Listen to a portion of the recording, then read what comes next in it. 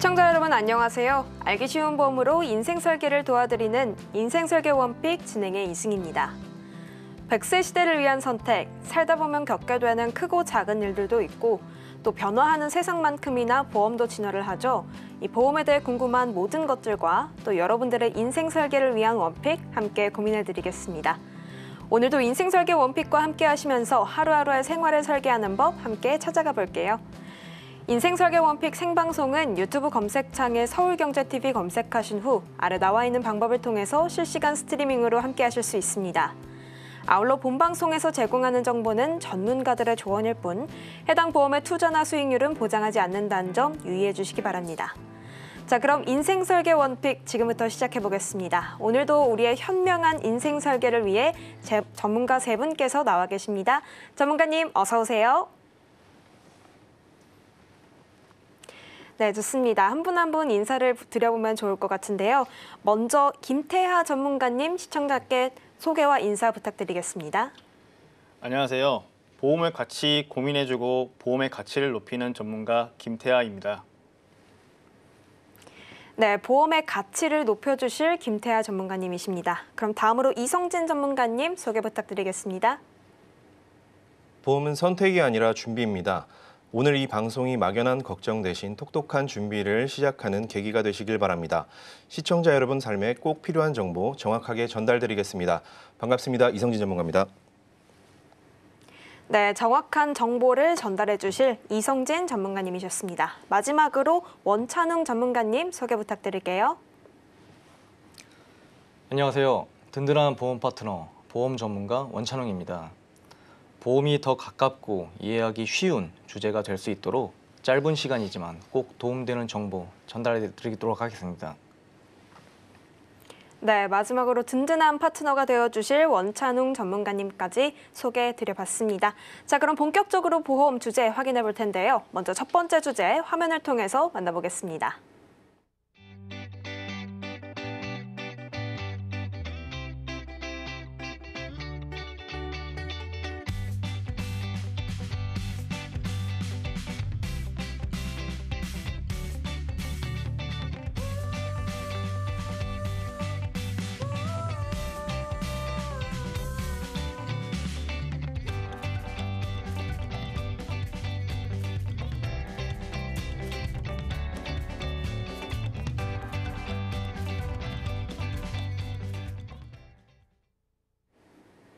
네, 첫 번째 주제는 바로 소비자 고지 의무입니다. 이 내용에 대해서는 김태하 전문가님께서 소개해 주실 예정인데요. 전문가님, 이 소비자 고지 의무가 대체 뭘까요? 아나운서님 혹시 보험 가입을 새로 준비하시는 데 있어가지고 고객님들이 준비하셔야 되는 준비물이 있습니다. 혹시 어떤 게 있는지 아실까요? 준비물이요? 사실 잘 모르겠는데 어떤 게 있을까요? 보험 가입을 하는 데 있어서 보험사는 고객님들에게 질병 또는 상해로 병원 가신 내용을 알려주세요라는 기준이 있습니다. 그 기준을 계약 전 알릴 의무사항이라고 하는데요. 보통 일반 고객님들께서 본인의 과거 병력이나 이런 것들을 준비하시지 않고 계시다가 설계사를 만나서 계약을 하실 때 내용 누락으로 인해서 피해를 보는 사례가 굉장히 많이 일어나고 있습니다. 오늘은 그 기준이 어떤 거고 알릴 의무 고지사항에 대해서 어떻게 해야 되는지에 대해서 이야기해 보도록 하겠습니다. 네, 좋습니다. 어떤 내용일까요? 고지를 해야 되는 내용은 크게 일반 고지와 간편 고지로 나뉩니다. 보험사들 또는 보험 상품에 따라 계약 전 알릴 의무 사항이 내용이 달라질 수는 있지만 내용을 좀 살펴보자면 보험 가입 일전 5년 이내의 수술, 입원, 계속해서 7회 이상 치료, 계속하여 30일 이상 약 처방이 있고요. 보험 가입 일전 1년 이내에 의사로부터 진찰 또는 검사를 통해 추가 검사, 재검사 사실이 있으면 고지를 하게끔 되어 있습니다. 이 내용에 대해서 조금 많이들 헷갈려 하시는데 대표적인 예로 말씀을 좀 드리자면 초음파 검사를 받고 의사로부터 암 의심이 된다는 소견이 있으면 조직 검사를 통해서 이에 고지를 하게끔 되어 있습니다. 그리고 보험 가입 일전 3개월 이내에 질병 확정 진단, 질병 의심 소견, 치료, 입원, 수술, 투약 등을 고지하게끔 되어 있습니다. 네, 좋습니다. 질병과 상해에 대해서 미리 고지할 의무가 있는 일반 고지사항에 대해서 설명해 주셨습니다. 그럼 두 번째로 소개해 주신 이 간편 고지사항은 무슨 차이가 있을까요? 간편고지 상품은 일반 고지 상품에 비해 보다 간편합니다. 고지 내용으로는 5년 이내에 암, 협심증, 심근경색, 심장판막증, 간경화증, 뇌경색, 뇌출혈 등이 진단받으면 고지를 하게끔 되어 있고요. 보험 가입일 전 5년 이내에 질병 또는 상해로 수술, 입원이 있으면 고지를 하게끔 되어 있습니다. 그리고 3개월 이내에 입원 필요 소견, 수술 필요 소견, 추가 검사 필요 소견, 질병 확정 진단, 질병 의심 소견이 있으면 고지를 하게끔 되어 있습니다. 네, 좋습니다. 특정 질병에 대한 고지 의무인 간편 고지 사항까지 알려주셨습니다. 근데 전문가님, 왜 우리가 이 두 가지 고지 사항을 좀 나누게 되는 걸까요? 제가 상담을 다니다 보면 대다수에 있는 고객님들이 저 혹시 약을 먹고 있는데 보험 가입이 되나요? 이런 문의를 많이 하십니다. 간편고지보험은 과거에 이제 약을 투약 받으시는 분들이 제한이 되는 분들을 위해서 만든 보험이고요. 장기간 복용 중이신 분들, 당뇨약, 고지혈증약, 고혈압약을 장기 복용 중이신 분들이 따로 고지 없이 가입이 가능하신 간편보험입니다. 네, 그렇군요. 이 누락되는 부분에 대한 보완이라는 것을 알 수 있었습니다. 그럼 만약에 우리가 보험을 계약하는 과정에서 이 고지를 해야 되는데 누락이 됐어요. 어떻게 해야 되나요? 제가 오늘 말씀드리고 싶은 부분이 이 부분인데요. 과거에 제가 손해사정인 근무를 했을 때 많은 분들이 고지 의무 위반 사항에 대해서 내용을 잘 모르시거나 누락을 시키셔서 피해를 많이 보고 계셨습니다. 모든 보장보험에는 제척기간이라는 기간이 있습니다. 보험 계약 3년 이내에 청구권이 발생됐을 때 고용한 손해사정인이 현장 조사를 통해서 고지 의무 위반 사항에 대해서 내용을 확인하게끔 되어 있고, 만약에 내용이 확인이 된다 그러면 해지할 수 있는 기간을 얘기합니다. 만약에 현장 조사 통해서 청구권이 고지 의무 위반 사항에 해당이 되거나 동일한 인과관계가 있다고 하면 보험 해지를 더불어 보험금 지급이 제한될 수 있습니다. 아, 그렇군요. 만약에 내가 고지해야 될 사항을 누락했다면 이 보험이 지급이 제한되거나 해지가 되는 이런 좀 큰 사항이 있다는 것을 알 수 있었습니다. 그만큼 이 고지해야 되는 사항, 의무 굉장히 중요하다는 것을 알 수 있었는데요. 좀 고객님들께서 겪은 피해 사항도 알아보면 좋을 것 같습니다. 네, 제가 총 3가지 사례를 좀 말씀을 좀 드리겠습니다. 첫 번째 사례로는 55세 여성분이셨고요. 2020년도 2월 20일 날 설계사를 통해서 암보험 가입을 하셨습니다. 네. 근데 계약 당시에 설계사가 고지 내용을 말씀해 주세요라고 얘기를 하니 병원 간 사실이 없다라고 말씀을 하셨는데 내용을 알고 보니까 과거에 2019년도 3월부터 2019년도 7월까지 위염으로 인한 약 처방 30일 이상 넘게 받으신 사실이 있으셨고, 2019년도 11월 29일에 건강검진을 통해서 위 용종 제거를 하신 부분, 그리고 헬리코박터 진단도 받으신 부분도 있으셨습니다. 아나운서님, 혹시 이런 경우에는 고지를 해야 될까요? 말아야 될까요? 아까 전문가님께서 언급해 주셨다시피 질병이나 상해가 있으면 고지해야 될 의무라고 하셨잖아요. 고지해야 될 것 같은데요? 말씀드렸다시피 약 처방 30일 이상 처방 받으신 부분, 그리고 위 용종 제거는 수술에 해당이 됩니다. 그리고 헬리코박터 균 진단 또한 3개월 이내에 해당되기 때문에 의무로 고지하시는 내용이겠죠. 네, 전문가님께서 하나하나 이렇게 짚어주신 거 보니까 어떤 게 위반 사항인지 좀 명확하게 보이는 것 같습니다. 그래서 결국 이 고객님은 좀 어떻게 되셨을까요?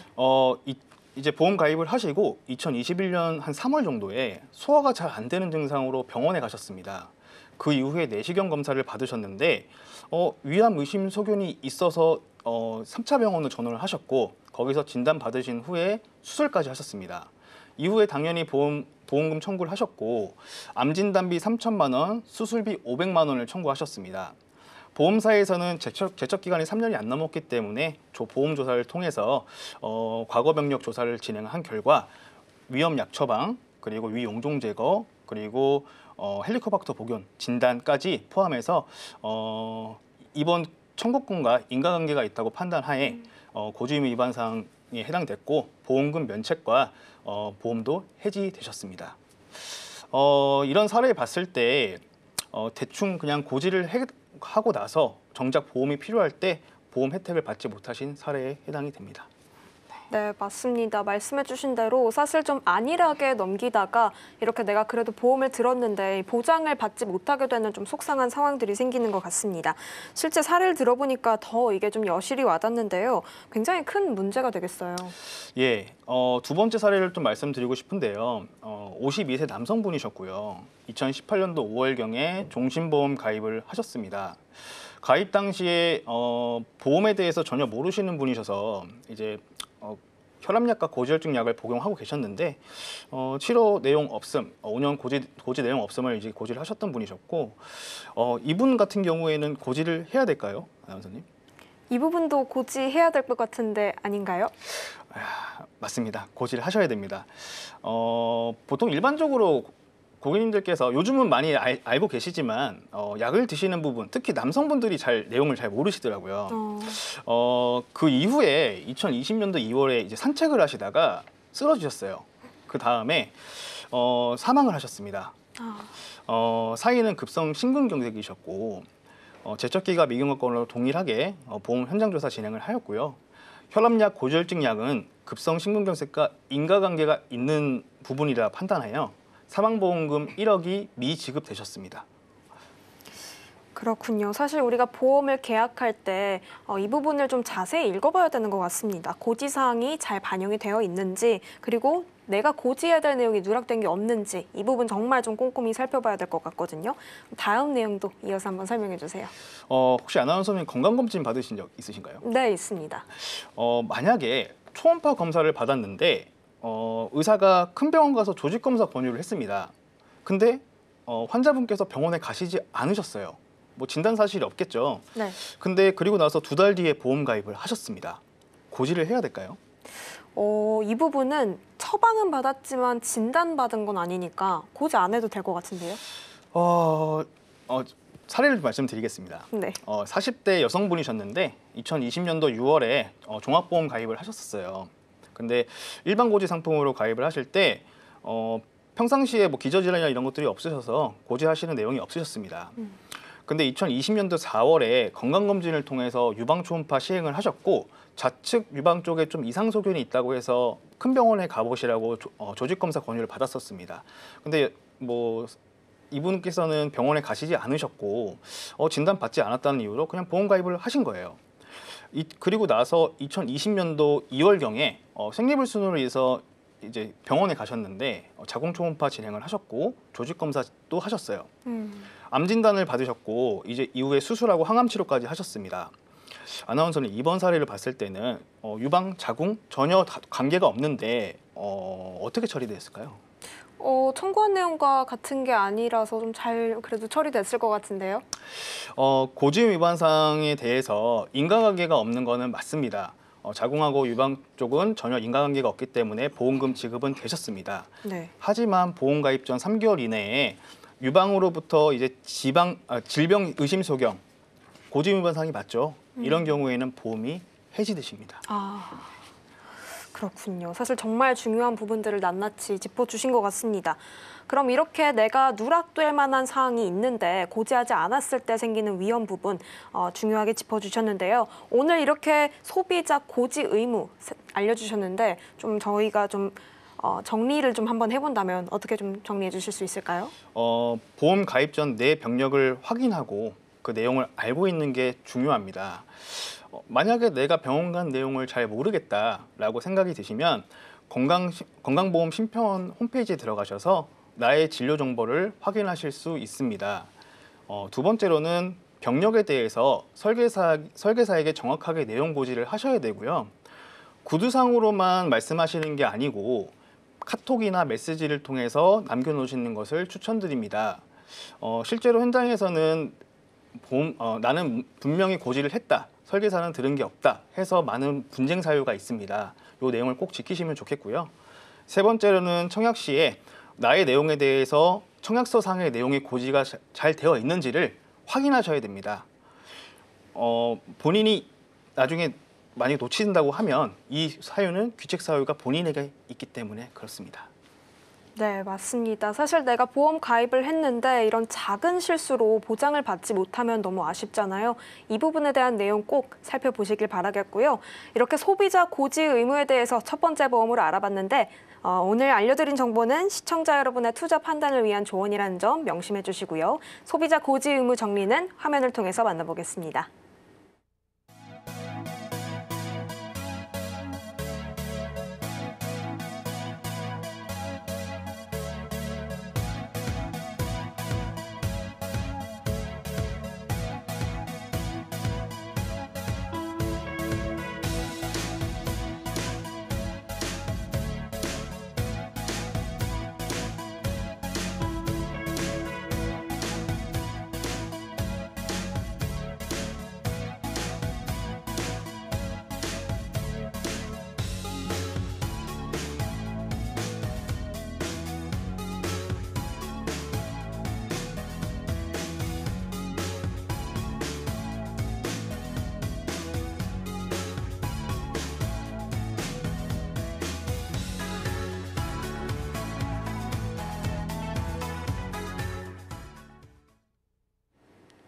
네, 그럼 다음 보험으로 넘어가 보겠습니다. 두 번째 보험의 주제는 무엇일지 화면을 통해서 만나보시죠.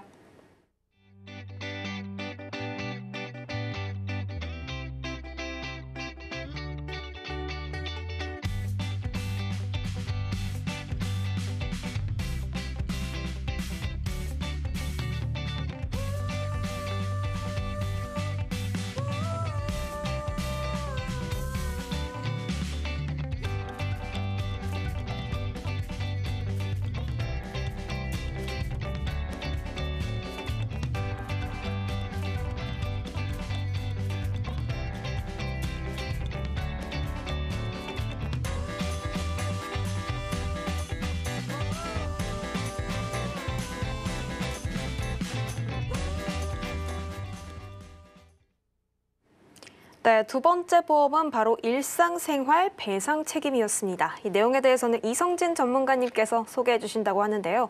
전문가님, 일상생활 배상 책임, 이 내용은 좀 어떤 이야기 해주실 건가요? 아나운서님께서 마트를 가셨는데 만약에 1,000원밖에 없었다라고 하시면 혹시 어떤 것을 구매하실 수 있을까요? 1,000원이면 사실 요즘 너무 고물가다 보니까 거의 살 수 있는 게 없을 것 같습니다. 맞습니다.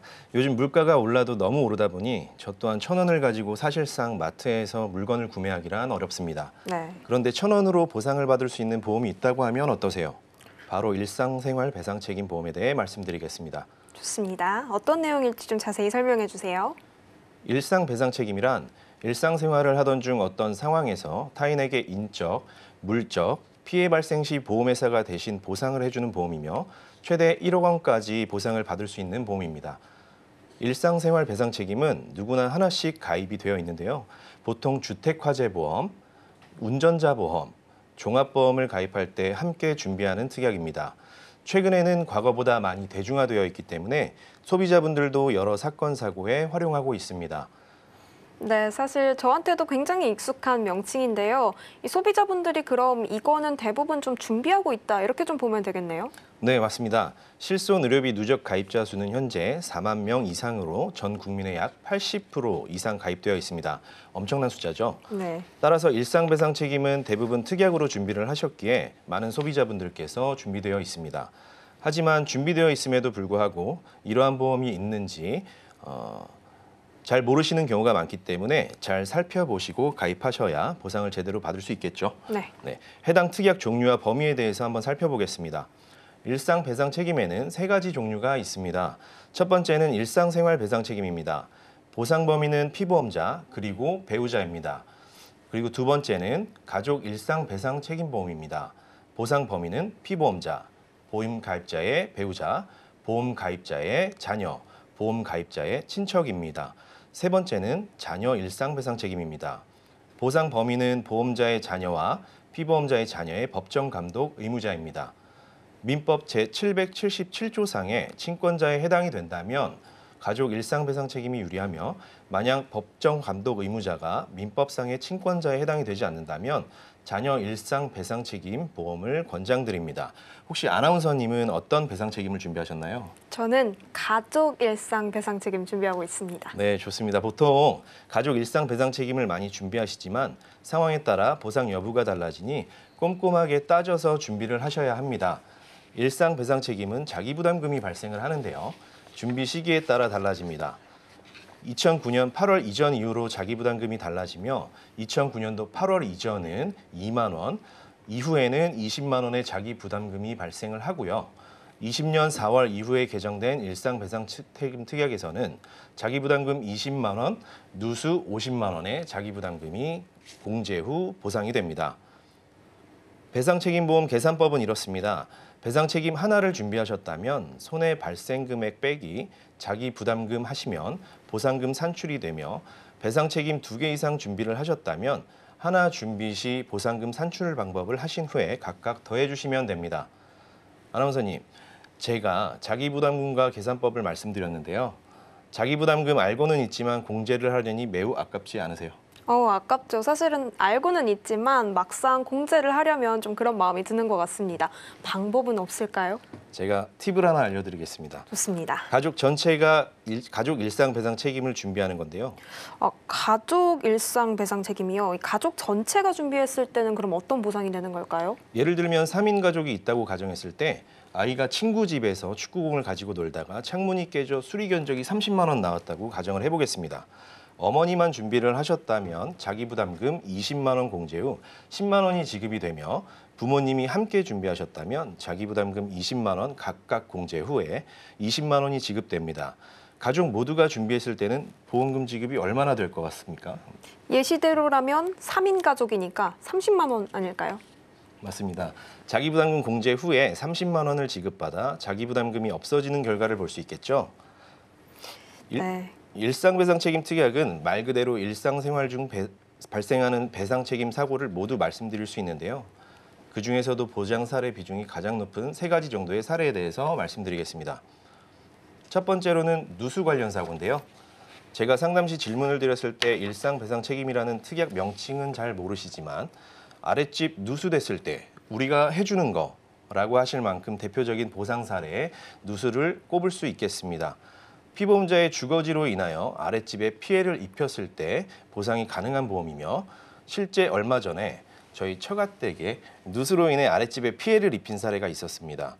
어느 곳에서 문제가 생겼는지 확인하는 절차를 시작해 피해를 입은 아랫집 벽지와 장판에 오염 손해는 물론 저희 처가댁의 누수 탐지 비용 그리고 해체 비용 수리 비용까지 모두 보상이 되어서 저희 장모님께서 굉장히 좋아하셨던 모습이 생각나네요. 네. 네, 두 번째는 운전입니다.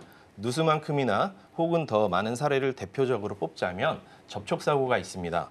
이중주차된 차를 밀다가 전후방 접촉사고나 문콕 사고가 났을 때 많은 분들이 자동차이기 때문에 자동차 보험으로 합의를 보시려고 하시지만 운전 중 일어난 사고가 아니기 때문에 이럴 때는 배상 책임 보험으로 처리 가능하다는 점 기억해 두시면 좋겠습니다. 마지막으로 자녀입니다. 아이가 학교 복도에서 뛰어다니다가 친구와 부딪혀 치아가 부러졌다든지 친구의 소진품을 실수로 파손시켰을 때 등등 보상이 가능합니다. 다만 아이들이 서로 다툼으로 인해 신체적 가해를 입혔을 시엔 어떠한 보상도 나가지 않으니 특별히 더 주의시켜 주셔야 합니다. 아이를 키우는 부모라면 가족 배상 책임 보험은 필수겠죠. 네, 그런 것 같습니다. 자녀가 있다면 가족 배상 책임은 꼭 준비해 주는 게 좋을 것 같습니다. 전문가님 말씀을 들어보니까 확실히 이름대로 일상생활에서 우리가 겪을 수 있는 부분에 대한 보상을 해주는 것 같아요. 근데 반대로 보상이 되지 않는 경우도 있나요? 대부분의 사고를 보상하지만 어떠한 경우에도 보험사에서 보장하지 않는 사례들이 몇 가지 있는데요. 네. 내용 한번 안내드리겠습니다. 계약자, 피보험자 또는 이들의 법정 대리인으로 고의로 발생한 손해에 대해서는 보장하지 않으며 위에 말씀드린 것처럼 고의로 인한 신체적 가해, 폭행이 될 수 있겠죠. 그에 대해서도 보상하지 않는 점, 그리고 지진, 홍수, 해일과 같은 천재지변으로 생긴 손해 또한 보장이 되지 않고 본인에게 발생된 손해, 함께 살고 있는 가족들에 대한 손해에 대해서는 보장하지 않는 점 꼭 유의하시길 바랍니다. 네, 고의나 자연재해 같은 부분은 보장이 되지 않는다는 점 꼭 기억해 주시기 바랍니다. 그럼 전문가님, 이 특약에 대한 부분도 혹시 저희가 좀 알아야 될 게 있을까요? 네, 일단은 앞서 김태하 전문가님께서 네. 많은 분들이 보험 가입하는 데 있어 중요하지만 고지사항에 대한 부분 말씀하시는 걸까요? 네, 맞습니다. 가장 안일하게 생각하시는 알릴 의무, 즉 고지 의무에 대해서 안내해 주셨는데요. 가입 전 고지 의무만큼이나 중요한 가입 후 통지 의무가 있습니다. 통지 의무란 상법 제652조에 의하여 보험 가입 후 보험 기간 중에 보험 계약자 또는 피보험자가 사고 발생의 위험이 현저하게 변경 또는 증가된 사실을 안 때에는 지체 없이 사실을 알려야 하며 직업, 직무의 변경물 목적의 변경사항 등 보험자, 곧 보험사에게 통지하여야 한다는 조항이 있습니다. 최근 사례로 저희 고객님께서 이사를 하신 후에 보험사에 주소 변경 요청을 하지 않은 상태에서 이후 새로운 집에 보일러 누수가 났던 사례가 있었어요. 보일러 누수로 인한 보상은 일상배상책임 특약에서 보상하는 것이 맞지만 주소 변경을 하지 않아 소재지 직접 거주가 아니라고 판단해서 보험사 분쟁이 있었는데요. 네. 이처럼 아무리 컨설팅이 잘 되어 있는 보험을 가지고 계신다 하더라도 알릴 의무가 제대로 이행되지 않은 보험은 보상에 제한이 생기거나 보험이 강제로 해지될 수 있기 때문에 꼭 한 번 더, 두 번 더 살펴보시길 바랍니다. 마지막으로 일상배상 책임 특약은 중복 가입하시더라도 실제 손해만큼 비례보상되기 때문에 중복으로 가입할 필요가 없으니 해당 사항 유무에 대해서도 한번 짚고 넘어가시길 바라겠습니다. 일상 속에서 가장 필요한 보험을 꼽으라면 저는 일상배상 책임이라고 말씀을 드립니다. 특수한 경우가 아닌 우리 일상에서의 발생할 수 있는 여러 가지 상황을 보장해 주기 때문에 가입하지 않으셨다면 서둘러 준비하시길 바라며 1,000원으로 1억 원 보상을 받을 수 있는 일상배상 책임 1000% 활용하시길 바랍니다. 감사합니다. 네, 이렇게 마지막으로 좀 쉽게 놓칠 수 있는 고지 의무에 대한 부분까지 짚어주셨습니다. 조금 좀 김태하 전문가님께서 얘기해 주신 부분과 겹치는데 좀 복습되는 느낌도 들고 아주 좋은 것 같습니다. 이렇게 오늘 일상 배상 책임에 대한 필요성과 중요성 모두 알아가는데요. 오늘 저희가 제공해드린 내용은 여러분들의 투자 판단을 위한 조언이라는 점 명심해 주시고요. 오늘 일상 배상 책임에 대한 내용 정리 화면을 통해서 만나보겠습니다.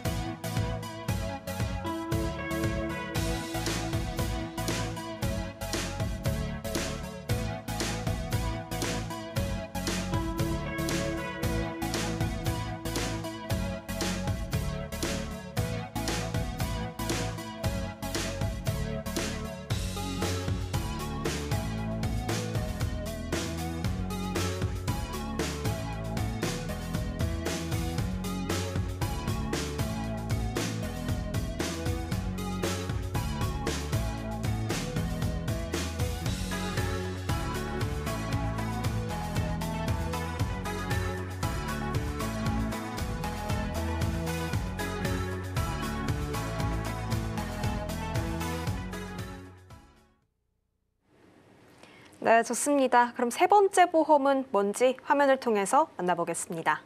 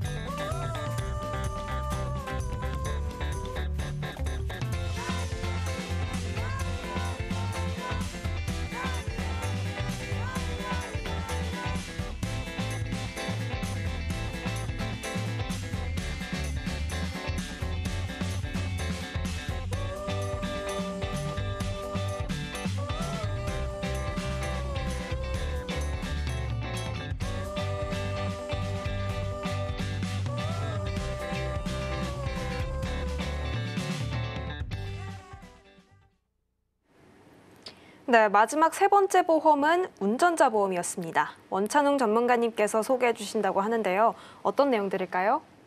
네, 운전자 보험이랑 자동차 보험에 대해서 헷갈려 하시는 분들이 많더라고요. 두 가지 보험의 차이점의 특징을 정확히 설명드리면 운전자 보험은 나를 형사적으로 보호해주는 보험이고 자동차 보험은 나를 민사적으로 보호해주는 보험이라고 생각하시면 됩니다. 구체적으로 이 두 가지 보험의 어떤 점이 다른지, 왜 필요한 건지 알려드리겠습니다. 네, 좋습니다. 사실 운전자와 자동차 보험, 이름이 좀 비슷하기 때문에 하나만 가입하면 되는 거 아닌가? 이렇게 생각하실 수도 있거든요. 조금 예고편으로 설명을 해주셨지만 운전자 보험은 형사 책임까지 보장해주는 보험이다. 이렇게 좀 알아두시면 좋을 것 같습니다. 좀 더 자세히 차이를 좀 설명해 주세요. 네, 2025년 통계에 따르면 우리나라 총 차량 등록 대수는 약 2,700만 대로 이 중에 운전자 보험을 가입하신 분은 500만 명이라고 합니다. 자동차를 가지고 있으신 5명 중에 1명만 운전자 보험에 가입되어 있다고 하니까 운전하시는 분 중에 80%는 형사적인 책임에 대해서는 보호를 받지 못하고 있는 것을 알 수 있습니다. 제가 상담을 다니다 보면 기존의 보장성 보험을 가지고 있고 보험에 대한 필요성이 있으신 분들이어서 그런지 70~80%는 운전자 보험을 가지고 계시더라고요. 그런데 이걸 왜 가입하는지, 정작 사고가 났을 때 어디서 어떻게 보장을 받아야 하는지 모르시고 주위에서 가입하라고 해서 가입만 하시고 어느 상황에 필요한지를 잘 모르시는 분들도 많았습니다. 일단 자동차 보험과 운전자 보험이 뭐가 다른지부터 설명을 드릴 텐데요. 자동차 보험은 나를 민사적 책임에서 보호를 하는 보험이라고 생각하시면 됩니다. 신차나 중고차나 구매 시에 무조건 가입해야 하는 의무 보험이고 1년에 한 번 재가입을 해야 하는 보험입니다.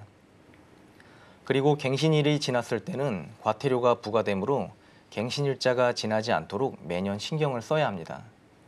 아까 말씀드린 것처럼 타인의 신체와 차량의 손해에 대한 민사적 책임을 보장해주는 보험이고 사고가 나서 보험 처리할 경우 할증이 되고 무사고 기간이 길어지면 할인되는 특징이 있습니다. 운전자 보험은 나를 형사적인 책임에서 보호를 하는 보험이라고 생각하시면 됩니다.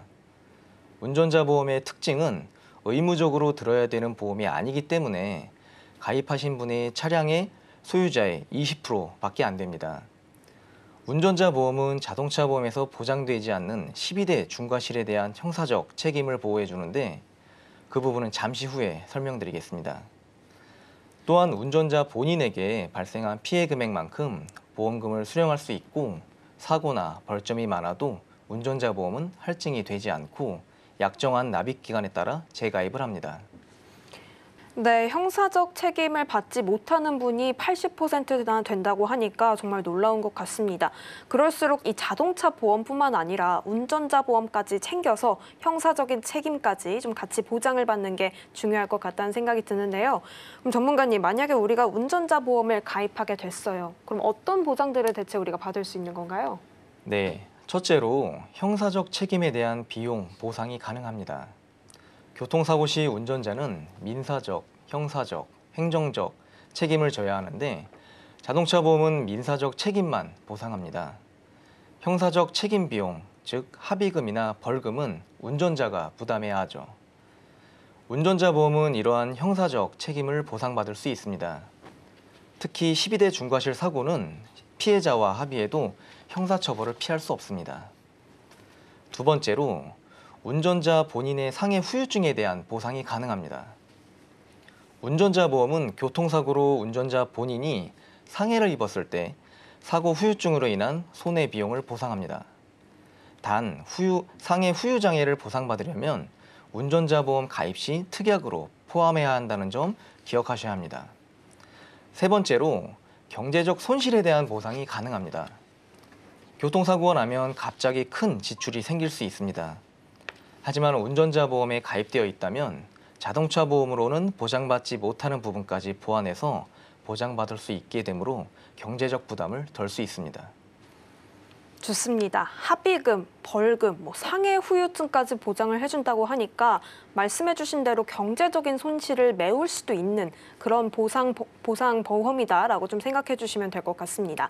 근데 이 형사적인 책임에 대한 부분을 좀 언급을 해주실 때 12대 중과실 이런 걸 계속 언급해 주셨거든요. 네. 어떤 부분들이 좀 포함되어 있는지 궁금합니다. 네, 12대 중과실 사고는 12가지의 중대한 과실에 대한 사고를 말하는데요. 요새 워낙 바쁘게 움직여야 되는 시대라서 특히 출근길, 퇴근길에 마음이 조급해서 제한 속도보다 20km를 초과해서 과속을 한다거나 앞지르기에서 끼어들기를 하는 경우라던가 운전 중에 잠깐 딴 생각을 하고 빨리 가려고 하다가 신호등이 빨간불인데 지나치거나 신호 위반으로 인한 사고가 났을 경우 12대 중과실 사고에 해당됩니다. 그리고 여행 가실 때 한적한 시골길에서 편도 1차선의 앞차가 너무 천천히 가는 경우에 답답해서 중앙선을 넘어서 추월하다가 사고가 나는 경우도 있습니다. 횡단보도에서의 사고, 특히 요즘 우회전할 때 사고가 나는 경우에 거의 운전자 책임이 되기 때문에 우회전 횡단보도 사고를 조심해야 됩니다. 그리고 운전자들이 가장 조심해야 하는 게 민식이법이 적용되는 어린이 보호구역에서의 사고입니다. 2020년 3월부터 민식이법이 시행됐기 때문에 어린이 보호구역에서 어린이가 사망하거나 상해를 입었을 경우 나라에 내야 되는 벌금만 3천만 원이고 3년 이상의 징역을 받을 수 있기 때문에 2020년부터 운전자 보험 가입자 수도 많이 증가했고 지금은 형사적 책임에 대해서 나 자신을 보호할 수 있는 필수적인 보험이 운전자 보험이라고 생각하시면 됩니다. 음주, 무면허, 뺑소니, 사고를 낼 경우에는 운전자 보험으로 보호가 안 되기 때문에 특히 음주운전 절대 하시면 안 됩니다. 네, 맞습니다. 방금 말씀해 주신 부분들은 보장이 어떤 경우에도 안 되는 부분이니까요. 절대 금물입니다. 근데 사실 전문가님이 운전 사고라는 게 내가 언제든 가해자가 될 수도 있고 피해자가 될 수도 있고 또 나만 조심한다고 해서 되는 부분이 아니잖아요. 네. 이거에 대한 중요성을 계속 들게 됩니다. 운전자 보험 이 부분 보장 꼭 챙겨가야만 이 부분까지 저희가 보호를 받을 수 있는 건데 좀 말씀을 좀 들어보니까 이 자동차 보험은 결국 차를 보호하고 운전자 보험은 나까지 보호를 해주는 느낌인데 맞을까요? 네, 맞습니다. 그게 사실 가장 큰 차이점인데요. 자동차 보험은 해당 차량을 따라다니면서 보상을 해주는 거고 운전자 보험은 나를 따라다니면서 보상을 해준다라고 생각하시면 됩니다. 자동차 보험은 그 차량에 대해서 운전자 본인 1일 한정, 부부 한정, 가족 한정 이런 식으로 지정해 놓게 되면 보험료를 저렴하게 가입할 수 있습니다. 운전자 보험은 가입하면 내가 어떤 차량을 운전하던 간에 보장을 받을 수 있습니다. 내 명의의 차량뿐만 아니라 친구나 지인의 차량, 회사 차량, 부모님 차량, 명의에 상관없이 내가 운전을 하다가 사고가 나면 보장받을 수 있습니다. 예를 들어 내가 회사 차량으로 출장을 갔다가 사고가 났는데 운전자 보험을 가지고 있으면 회사가 나에게 아무것도 해주지 않더라도 운전자 보험으로 보장을 받을 수가 있습니다. 아직 구분이 좀 어려우신 분들을 위해서 직관적으로 보험료 예시를 한번 들어드릴게요. 자동차 보험은 1년에 한 번 내는 보험료이고 개인마다 사고나 이력이 천차만별이다 보니 보험료가 적게는 30만 원, 많게는 300만 원 이상까지 굉장히 스펙트럼이 넓은 편입니다. 반면에 운전자 보험은 매월 납부하는 금액이고 운전자 보험 특약만 넣게 되면 영업용은 보통 3만 원 정도, 비영업용은 1만 원대 정도로 준비가 가능합니다. 네, 좋습니다. 이렇게 보험료를 좀 말씀해 주시니까 그 차이가 좀 확연하게 느껴지는 것 같은데요. 근데 들어보니까 제가 주위에서 운전자 보험 내시는 분들 보면은 그 비용이 천차만별이더라고요. 네. 많이 내면 뭐가 더 좋은 건가요? 아주 좋은 질문을 해주셨는데요. 상담을 하다 보면 운전자 보험 내 거는 5만 원짜리다, 10만 원짜리다 이렇게 자랑하시는 분들이 있습니다. 네. 사실 이건 자랑하실 일이 아니라 잘 모르셔서 불필요한 보험료를 내시는 거라고 볼 수 있는데요. 두 가지의 경우가 있습니다. 첫째는 적립금이라고 들어보셨을 텐데요. 은행으로 따지면 저축의 개념이라고 보시면 됩니다. 제가 앞서 운전자 특약은 영업용은 3만 원, 자가용은 1만 원이라고 말씀드렸는데 이 이상을 초과하는 금액은 운전자 보장이 아닌 적립금으로 채워져 있다고 보시면 됩니다. 특히 대운전자가 보험료가 2만 원, 3만 원, 5만 원 이렇게 만원 단위로 되어 있다면 적립금이 들어있다고 보시면 됩니다. 운전자 최저보험이 만 원이기 때문에 운전자 보험 월 만 원 내시는 분들은 잘 가입되어 있다고 보시면 되는데요. 운전자의 적립금을 넣는 경우 이자는 없고 오히려 사업비가 발생되기 때문에 고객분들에게는 손해입니다. 그럼에도 불구하고 일부 설계사들은 고객들의 운전자 보험을 설계할 때 아무 설명도 하지 않고 적립금을 넣는데 이렇게 되면 보험사와 설계사는 이득을 보지만 보험 가입자는 손해를 보게 됩니다. 굳이 적립금을 넣어서 보험료를 많이 내시는 것보다는 본인에게 필요한 보장을 보강하시거나 목돈을 모으시고 싶으신 분들은 저축상품에 가입하시는 것이 훨씬 현명한 선택이라고 말씀드릴 수 있습니다. 네, 그렇군요. 그럼 결국에는 5만 원이나 10만 원을 내는 분들은 오히려 어떻게 보면 손해다라고 좀 생각이 들어지는데 역시 무작정 보험료를 많이 내는 게 중요한 게 아니라 나에게 필요한 보험, 꼭 맞는 보험이 가입되어 있는지 이 부분을 좀 체크하는 게 중요하다라는 생각이 듭니다. 기간도 문득 궁금해요. 운전자 보험 한번 가입하면 쭉 그대로 가는 걸까요? 아닙니다. 운전자 보험은 가장 관리가 필요한 보험 중에 하나인데요. 왜냐하면 운전자 보험을 가입하고 보통 2년 정도 지나면 보장 한도가 크게 늘어나거나 약관이나 보장 내용이 업그레이드가 됩니다. 예를 들어 2020년 3월에 민식이법이 시행되어 운전자 보험의 필요성이 굉장히 커졌습니다.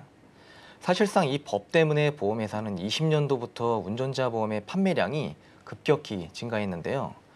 12대 중과실의 민식이법, 즉 스쿨존 사고에 대해서 조금 자세히 살펴보면 어린이 보호구역에서 규정 속도인 30km를 초과해서 13세 미만의 어린이를 사망.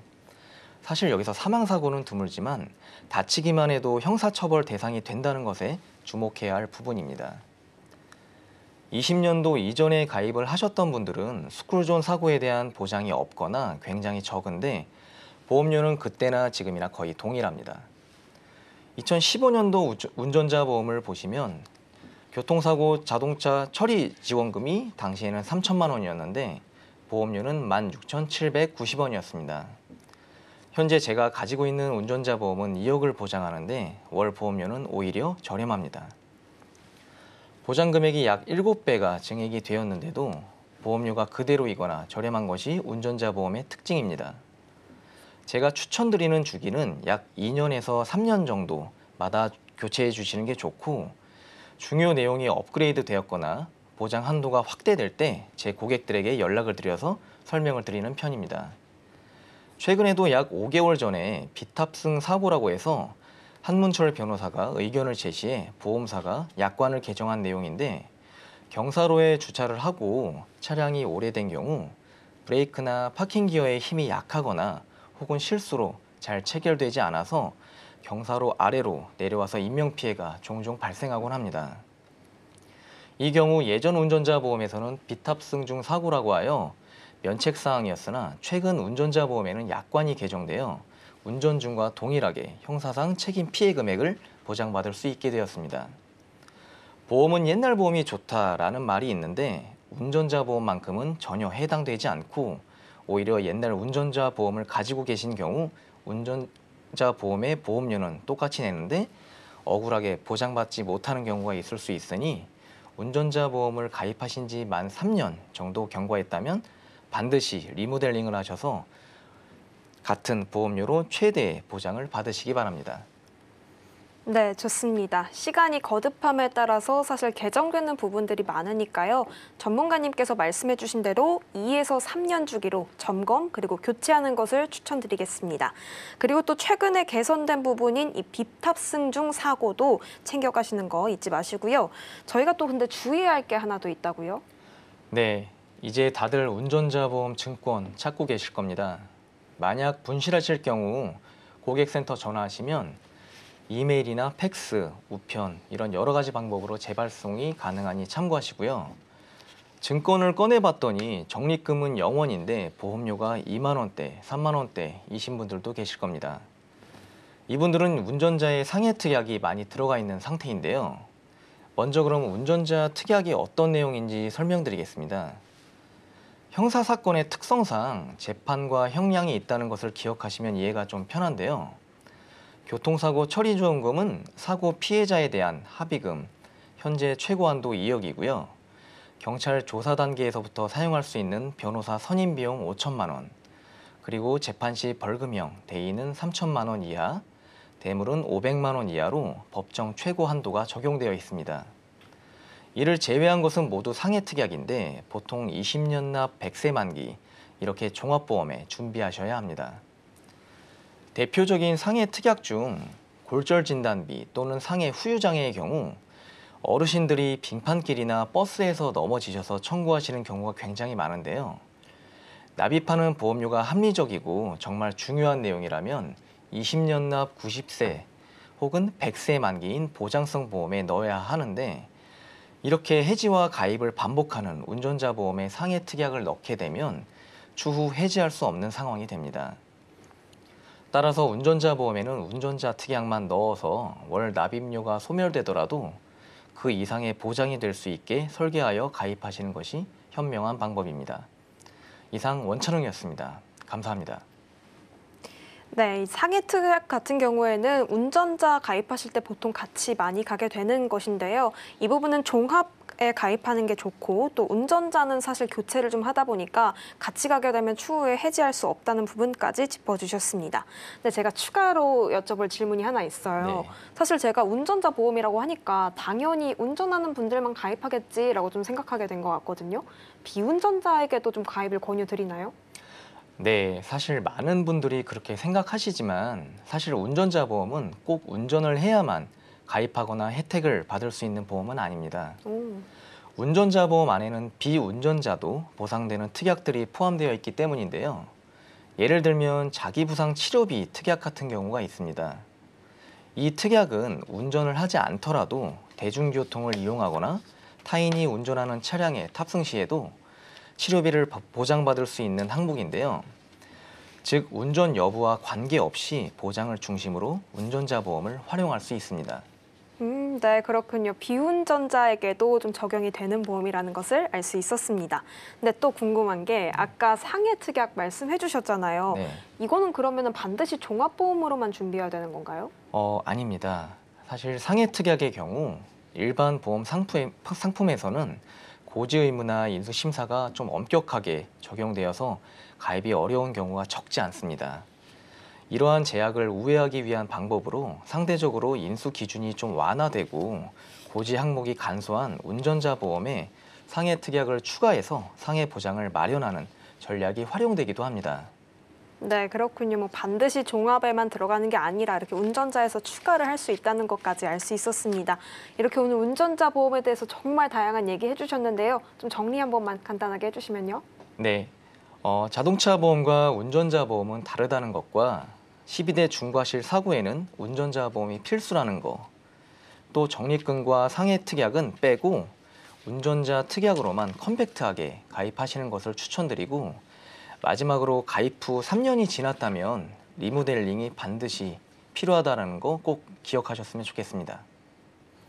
네, 좋습니다. 차뿐만 아니라 나까지 지켜주는 운전자 보험에 대해서 알아봤고요. 오늘 저희가 알려드린 정보는 여러분들의 투자 판단을 위한 조언이라는 점 명심해 주시기 바랍니다. 운전자 보험에 대한 총정리는 화면을 통해서 만나보겠습니다.